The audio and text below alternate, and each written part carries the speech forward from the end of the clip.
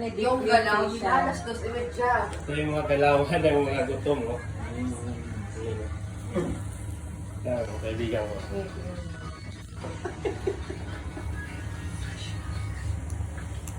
Ito yung ulam. Pulutan. Dito, ulam to ulam. Bakon to namin bukas eh. Pwede kaya to.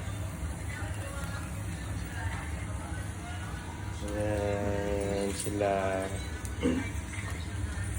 Yun o, masok-masok na yung ulam namin. Papasok ko yung bukas ng mahal. Hirap talaga yung buhay with W eh. May kalamansi pa yan eh. Oh. Kalamansi pa yan.